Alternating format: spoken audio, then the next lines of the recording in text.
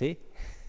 Il y a un vieux jeu JA au Portugal, et je sais qu'il y a une version portugaise, suisse, et française peut-être même, qui s'appelle Terre-Mer. Donc, on a une ligne par terre, on se dit que ce côté c'est la terre, et ce côté c'est la mer. Ok? Et alors, l'animateur se positionne du côté terre, et il dit terre, il saute de l'autre côté, et il dit mer. Et les jeunes qui sont devant dans la même ligne doivent accompagner. Pas en disant, mais en faisant les changements. Mais ça ne serait pas un grand jeu si c'était que ça, n'est-ce pas? Alors, pourquoi le jeu, il est bien? Parce que l'animateur, il a le droit de dire mer, terre et ne pas sauter. Ou de faire à l'envers, dire mer, terre, terre, mer, mer. Et les jeunes qui sont devant, ils ne peuvent pas fermer les yeux, doivent maintenir les yeux ouverts, parce que sinon c'est trop facile, doivent sauter dans le bon moment. Et c'est difficile de respecter justement la ligne, la différence entre les deux. Il y a aussi des lignes qui ne sont pas visibles, qui sont imaginaires et qui existent partout dans le monde. On appelle ça les frontières. Elles ne sont pas des fois visibles, mais ce sont des lignes qui existent et qui font une distinction entre ce que peut être la France ou alors la Suisse. Ce qui peut être le Portugal ou alors l'Atlantique. Parce qu'il n'y a pas de voisin de l'autre côté. Hein. Alors, les lignes aussi, ils servent dans des magasins pour marquer certains moments qu'il ne faut pas franchir. Par exemple, si vous allez à la poste, et maintenant en temps de Covid, d'autant plus, il y a des lignes qu'on n'a pas le droit de dépasser. Elles sont là, il faut qu'on reste bien dans ces lignes et qu'à un moment voulu, au moment où on peut, là, on peut avancer vers d'autres choses. Dans le monde, les amis, il y a aussi une ligne invisible qui n'en parle pas beaucoup. Il y a la ligne qui va distinguer ce qui est le monde visible de ce qui est le monde invisible. Nous, on est tous de ce côté. On est tous du côté du monde visible. Et dans le côté du monde visible, il y a beaucoup de choses qui sont réelles pour nous. On peut voir cette armoire-là, on peut voir que c'est du bois, on peut voir des habits, on peut voir des personnes, des bâtiments. Et normalement, on n'a pas de souci pour croire aux choses qui sont du côté visible. Mais quand on passe de l'autre côté, et quand on va du côté du monde invisible, il y a autant de choses. Sauf que des fois, c'est difficile de croire. Il y a une théologie qui s'appelle la théologie de la rencontre, qui défend qu'en fait, ce n'est pas nous qui on cherche Dieu, c'est Dieu qui nous cherche nous.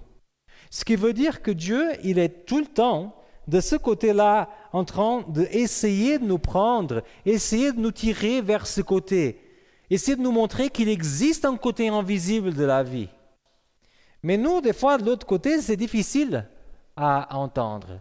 C'est difficile à croire, parce qu'en étant dans un monde visible, c'est difficile à croire à l'invisible. Alors, dans ce qui est le monde visible, on a surtout des choses logiques, des choses qui c'est facile à croire. Dans le monde invisible, des choses souvent illogiques, difficiles à croire. Ça me rappelle un moment que je donnais des études bibliques. J'oublierai jamais ça parce que c'était tellement rigolo pour moi. Je donnais des études bibliques à un jeune et on avait fait une étude biblique sur les anges.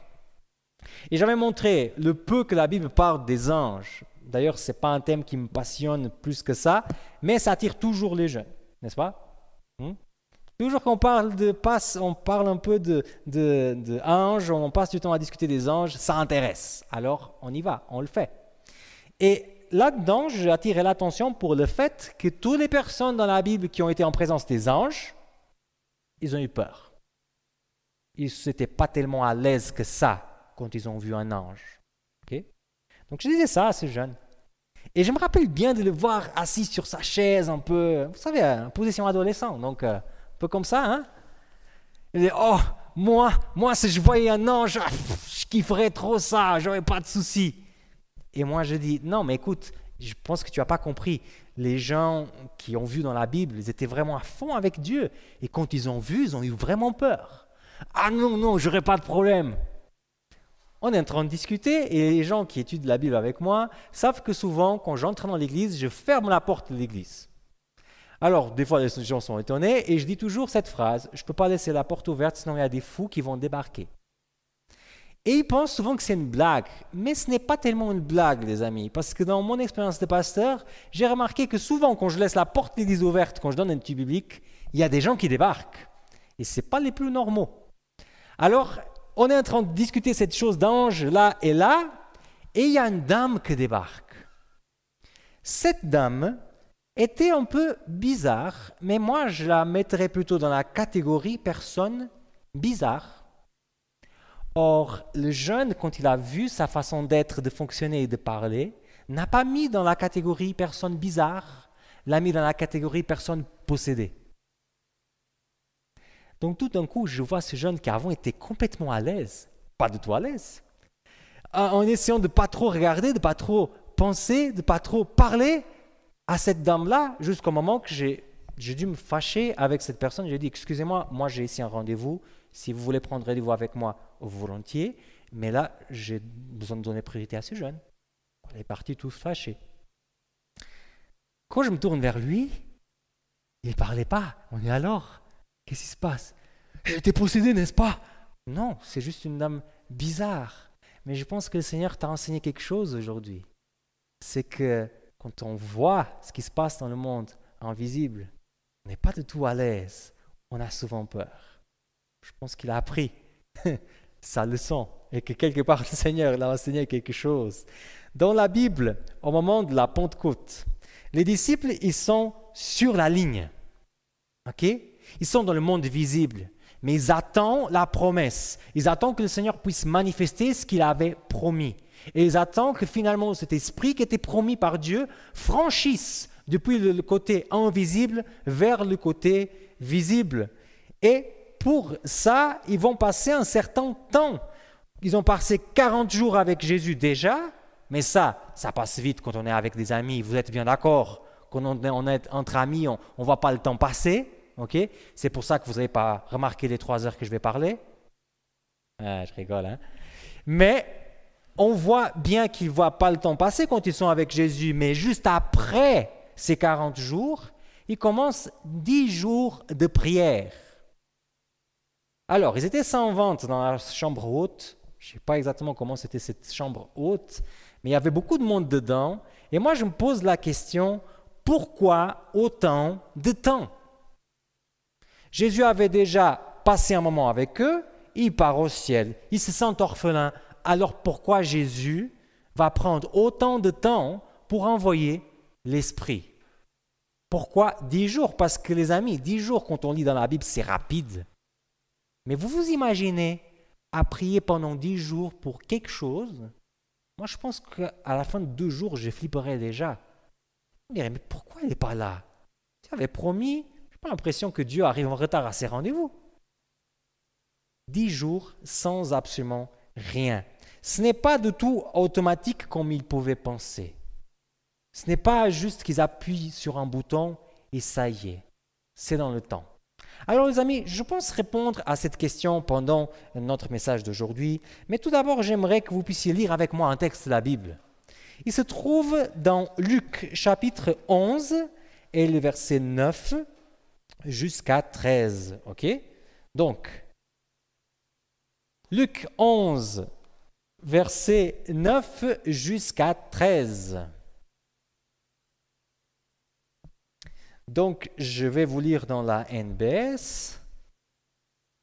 Et c'est un texte que je pense que vous connaissez très bien. Il dit comme ça, « Eh bien moi, je vous dis, demandez et on vous donnera, cherchez et vous trouverez, frappez et on vous ouvrira. Car quiconque demande, reçoit. Qui cherche, trouve. Et à qui frappe, on ouvrira. Quel père parmi vous, si son fils lui demande un poisson, lui donnera un serpent au lieu d'un poisson? Ou bien, s'il demande un œuf, lui donnera-t-il un scorpion? Si donc vous, tout mauvais comme vous êtes, vous savez donner des bonnes choses à vos enfants, à combien plus forte raison le Père Céleste donnera-t-il l'Esprit Saint à ceux que lui demandent. Alors, il y a une chose qui est intéressante. Le contexte de ce chapitre est très intéressant. Il commence avec la version lucanienne, si on veut utiliser du mot de la théologie, mais voilà, du Notre Père. Okay? Donc le Notre Père se trouve souvent quand on lit chez Matthieu, mais chez Luc, il existe aussi. Il se trouve là, au début du chapitre. Et juste après, il y a une parabole qui n'en parle pas beaucoup, mais qui est hyper intéressante. Alors, la parabole parle de quelqu'un qui a besoin de pain pendant la nuit. OK? Et qui va chercher ce pain à un ami. C'est une parabole qui nous incite à être insistants dans nos prières. C'est vraiment intéressant. Ce n'est pas le thème, ça pourrait être, mais retenez juste cette idée. Avant de parler de l'Esprit, avant de parler de ce qu'on demande au Seigneur et il nous donne, il y a quand même une petite histoire pour nous dire que l'insistance, c'est une bonne chose. Mais bon, si on continue à voir, on va arriver finalement dans notre texte qu'on vient de dire, que dit cette phrase que vous connaissez tellement bien. Si vous demandez, vous allez recevoir. Si vous cherchez, vous allez trouver. Si vous frappez, ça va s'ouvrir. Et souvent, et moi-même, j'ai déjà fait ça, on utilise ce texte hors de son contexte. On utilise ce texte pour dire que si tu arrives dans un moment dans ta vie où tout est bloqué, ne t'inquiète, le Seigneur va ouvrir pour toi. Or, le texte n'est pas là pour parler d'une situation spécifique de ta vie, il est là pour nous parler du Saint-Esprit. On le voit à la fin du texte. Je vous lis à nouveau ce qui est bien souligné dans ma Bible. À combien plus forte raison le Père Céleste donnera-t-il l'Esprit Saint à ceux que lui demande. Ce que le texte essaie de montrer, ce n'est pas que Dieu nous donnera tout ce qu'on demande et qu'il faut juste demander et on reçoit. Parce que si ça était vrai, je pense que nous tous, on aurait des meilleures voitures qu'on a aujourd'hui. Parce qu'il fallait juste demander une petite Ferrari et tout d'un coup, j'arrive dans mon jardin, il est là posé avec un petit carte du ciel en disant « profite bien ». Ce n'est pas comme ça que ça marche. Vous le savez bien. Des fois, on demande même des choses qui sont bonnes pour nous, qui sont bonnes pour notre famille, qui sont bonnes pour notre voisin. Et elles ne viennent pas de façon automatique. Mais le texte nous donne l'assurance par rapport à une chose que si on demanderait, on serait sûr de recevoir. Cette chose, ce n'est pas la voiture, ce n'est pas la maison, ce n'est pas autre chose, c'est en fait le Saint-Esprit. C'est pour cela, les amis, qu'aujourd'hui, j'aimerais vous dire quelque chose de très bête, mais en même temps très important. Pour que l'Esprit qui habite le monde invisible, il puisse franchir la ligne et venir vers le monde visible, je dois le demander. Si je ne demande pas, il ne va jamais franchir cette ligne. Vous savez pourquoi? Parce que la Bible dit que là où il y a l'Esprit de Dieu, il y a la liberté. Satan s'impose dans notre vie. Nous, on ne remarque même pas. On se tourne juste un petit peu, il est déjà là en train de faire des choses. C'est automatique. Il s'impose dans notre tête avec des mauvaises pensées. Il impose des situations, des circonstances, des choses pour nous faire tomber. Mais notre Esprit Saint ne fonctionne pas dans le même championnat que Satan, même s'ils sont tous les deux dans le côté invisible de ce monde. L'Esprit, pour qu'il vienne dans ma vie, il faut que je le demande. Et si je ne demande pas, il ne va jamais franchir la ligne. Jamais. Parce qu'il respecte ma liberté. Or, c'est peut-être quelque chose qu'on pourrait se dire, mais ça c'est facile. Bien sûr, si on veut, il faut demander. Mais est-ce qu'on demande toujours qu'on en a besoin? Quand je suis arrivé à Bienne, je suis venu de la France, donc je devrais faire des abonnements, téléphone et tout ça. Et une chose qui est très importante pour une génération Y, c'est Internet. On ne peut pas vivre sans Internet. Qu'est-ce que je fais sans Internet? Pas grand-chose. Donc, je devrais faire mon abonnement chez Salt, pas de pub, mais voilà, c'est avec eux que j'ai fait, pour avoir Internet à la maison. Alors, je fais tout ce qu'il faudrait, j'ai rempli les choses, j'ai envoyé tout ça. Pas de réponse pendant longtemps, mais finalement, il y a le kit qui arrive chez moi. Je branche le kit, pas d'Internet. J'appelle les gens qui souvent sont service client et tout ça pour avoir d'aide. Ah, décrochez là, mettez là, maintenant, laissez 100 minutes, vous me débranchez. Vous avez peut-être déjà entendu ça, vous avez peut-être déjà fait ça. Rien, rien de tout, ça ne marche pas. Et dans mon cœur, il y a cette petite voix qui me commence à dire, Samuel, tu es pasteur à Delémont. Il y a un tel à Delémont qui travaille dans Salt. Demande l'aide. Et moi, je me dis, non, je ne vais pas l'embêter. Je ne vais pas l'embêter, mais pourquoi je vais embêter la pauvre dame? Elle a déjà son boulot, et encore, le pasteur vient le gêner pour demander des choses. Alors, bien sûr, comme on fait toujours, on essaie de foncer avec nos forces. Et on appelle, je fais ceci, je fais cela. Moi-même, j'essaie des techniques. Peut-être il y a un problème là, j'essaye tout. Rien fonctionnait. Complètement contre le mur. Quand finalement, j'ai eu le courage de me tourner vers la personne qui était dans le côté invisible de ma vie et de me dire, viens m'aider dans le côté visible de ma vie. Cette dame m'a résolu le problème dans une journée. Juste comme ça. Juste parce que finalement, j'ai décidé de laisser mon ego de côté et j'ai demandé à quelqu'un d'y agir dans ma vie. Avec le Saint-Esprit, c'est exactement la même chose. Lui, il va venir dans ma vie si je le demande. Et c'est là, les amis, qu'on arrive peut-être à la réponse de la question que j'ai posée au début. Pourquoi 10 jours jusqu'à ce que l'Esprit vienne? Parce que justement, le Seigneur, il veut vraiment savoir, est-ce que c'est quelque chose qu'on veut vraiment? Est-ce que tu veux vraiment le recevoir? Ou est-ce que tu demandes juste parce que le pasteur il a décidé de faire une semaine ou il a décidé de faire même une série sur l'esprit et il semble être un bon deal d'avoir l'esprit? Est-ce que tu veux vraiment ça dans ta vie? Est-ce que tu comprends exactement ce qu'il fait dans ta vie? Est-ce que tu veux véritablement que l'esprit puisse franchir cette ligne et qu'il puisse entrer dans ta vie? Parce que je te dis déjà une chose, s'il fait ça, c'est un tremblement de terre dans ta vie. On avait déjà évoqué dans une autre prédication la notion de confusion lorsque l'esprit il arrive. Mais c'est vrai que cette force dans notre vie pourra tout changer. Pas besoin de remplir un formulaire, pas besoin d'envoyer un truc par la poste, juste demander. Tellement facile qu'il ne semble pas vrai, hein?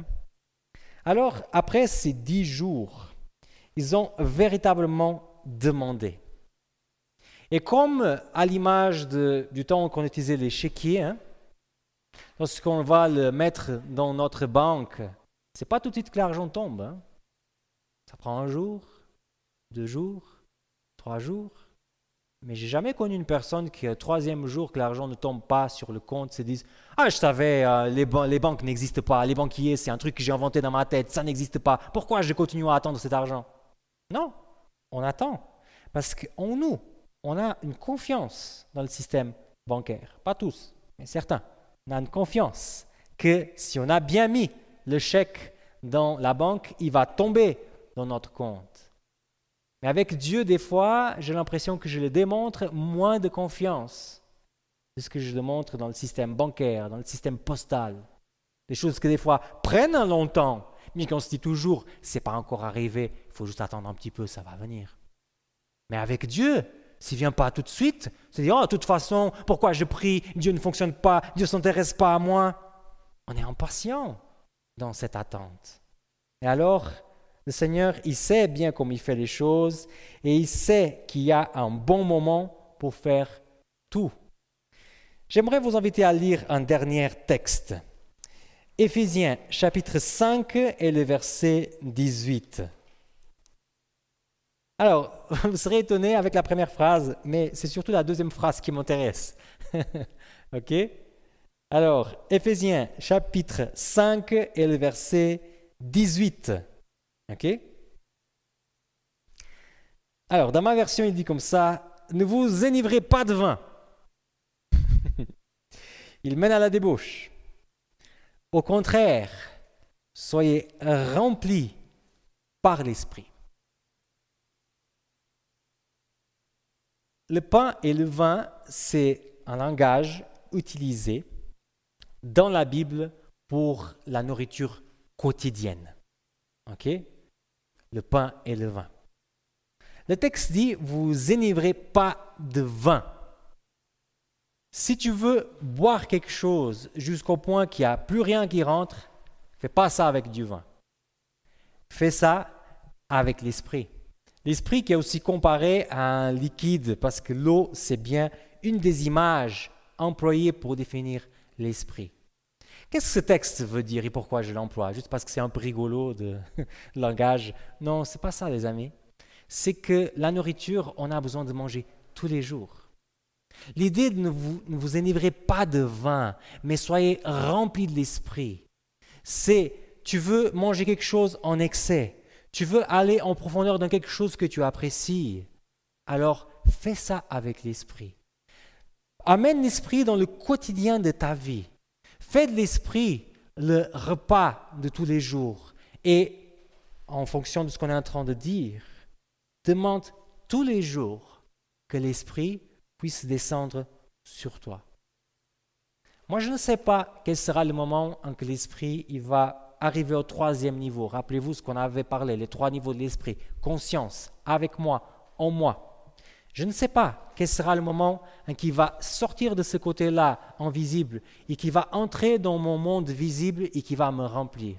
Mais une chose, je suis sûr et certain, il fera ça le moment en que je le demande avec tout mon cœur. Alors, je termine en disant une chose. Il y a un moment parfait, choisi par Dieu pour franchir la ligne. Il y a un moment pour ta vie, il y a un moment pour ma vie. Mais notre Dieu, à plusieurs reprises dans la Bible, il aime qu'on oralise les choses. Par exemple, quand on demande pardon à Dieu, on a l'impression quand on lit le texte biblique qu'il nous demande de dire « Seigneur, je te demande pardon à cause de cette situation, à cause de cette parole que j'ai dit. » Il ne nous encourage pas à dire « Écoute, pardonne-moi tout ce que j'ai fait dans les dernières 10 ans. Voilà, au nom de Jésus, Amen. » Il nous demande de oraliser les choses parce que du moment qu'on oralise quelque chose, qu'on dit à haute voix, ça devient plus clair, plus visible, plus vrai dans notre cœur. Alors le fait de demander spécifiquement, à haute voix ou pas, mais spécifiquement à l'Esprit, de venir dans ma vie, d'entrer dans mon cœur, d'être versé sur moi, ça devient plus clair à mon esprit. Combien c'est important pour moi qu'il vienne. Vous dites « je t'aime » à tout le monde? Non. Vous ne dites pas « je t'aime » à tout le monde. Vous dites à ceux qui sont importants pour vous. Alors la même chose pour l'esprit, s'il est bien important pour vous, il faut le dire, viens dans ma vie. Alors les amis, je termine en disant une chose, ça passera un moment qu'on sera dans un va-et-vient entre notre monde visible, ce qu'on aime, et le monde invisible, ce que Dieu aime, entre ce que j'aime faire, entre ce que Dieu aime faire, entre ce que je veux faire de ma vie, entre ce que le Seigneur veut faire de ma vie. Mais une chose est sûre, les amis, et plus je lis la Bible, plus je me convainc de cette idée, que la vie heureuse, la vie vraiment aboutie, épanouie, c'est lorsque l'Esprit est avec moi.